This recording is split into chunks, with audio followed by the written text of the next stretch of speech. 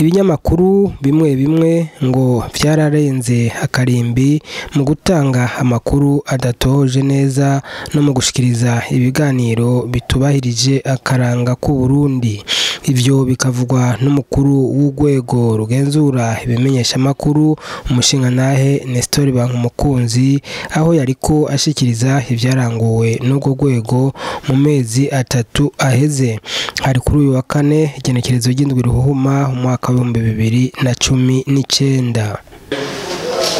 Nk'uko twabyumvikanye n'abarongoye ibinyamakuru bitandukanye bikorera ngaha mu Burundi, uko amezi 3 atashe turaheza tugashikiriza icegeranyo c'ivyo twabonye ku bijanye n'ingene ibinyamakuru bikora.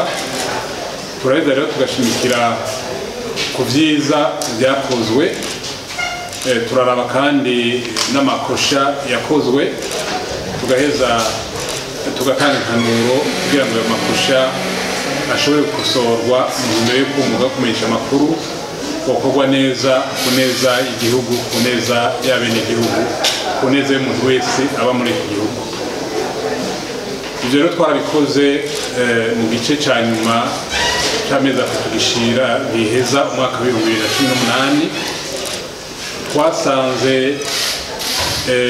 impanuro twatanze zijanye no kubaha no kubahiriza amategeko muri rusangi ibinyamakuru bikorera ngaha zikurikije, ariko rero nta nyambere uragahonzi n'amakosa twarayabonye, hariho mbere n'abarengeje.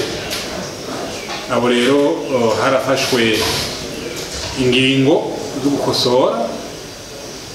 Aha sinorinda kuvuga ikinyamakuru kimwe cyose, mugabo muri rusange ibyo twabonye nuko ivyo binyamakuru bikorera ngaha ikosa rikuru riza imbere ya yose ari uko kenshi bagiye barakora batanga amakuru adatohoje neza, mbere amakuru ahengamye, ugasanga bariko baravuga umuntu canke umugwi w'abantu, ariko abo bavugwa ntibaheze ngo bahabwe ijambo kugira ngo ya nkuru ishikirizwe imeze neza. Ikindi twabonye nuko harabayemwo kutubahiriza imico kama.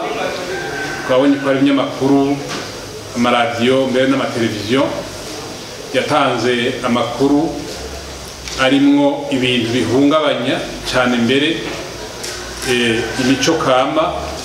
Ibyo navyo tukaba tuzi yuko ari bibi cyane kuko igihugu cubakiye ku mico kama. Twarabonye kandi yuko amakuru menshi twasanze aronderwa i Bujumbura canke mu micungararo yaho, kuko ibinyamakuru byinshi twasanze bidafise uburyo bukwiye kugira ngo bishobore gushika kure mu gihugu kugira birondera amakuru aho twitiza kuyarondera. Ivyo rero navyone tukaba twabifashe nk'agahaze mu kurangura umwuga wo kumenyesha amakuru. Hariho rero n'utundi dukosa tumwe tubayabaye twagiye turakorwa. Amakosa rero yose amwe umugabo make yarafatiwe ibihano, ariko twaciye inkoni ngufi. Ayandi kugira ngo ntadasubire twaratumye ko abarongoye ibyo binyamakuru kugira ngo tubahe impanuro. N'uyu munsi rero twaba twabandanye tubaha izo mpanuro, ariko rero nagomba mfata aka karyo mbwire abantu bakorana n'ibinyamakuru babiha amakuru, abarongoye ibisata bitandukanye byo mu buzima bw'igihugu, ko bogira imigenderanire myiza n'ibinyamakuru.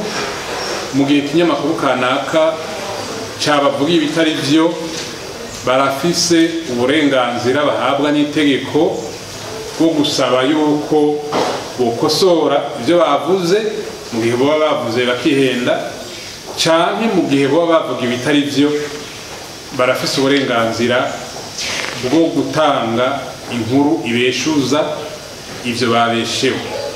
Ibyo ndabivuze kugira ngo abantu bavyumve, bamenye ko atakwidogera mu ipfukufuku umuntu agenda tunture kubera yabeshewe arafise uruhusha rwo gusaba ko ivyo bintu bamubesheye bamuha ijambo agaheza akabihindura. Igihe bidakunze, igihe urongoye ikinyamakuru kanaka atamuhaye uruhusha, bazoheza baze biture urwego rufasha ibinyamakuru gukora neza, bagwituye ruzoheza rumutunganirize rya jambo rihabwe, maze igihugu n'amakungu bironswe inkuru y'imvaho ibeshuza bimwe vyabeshwe.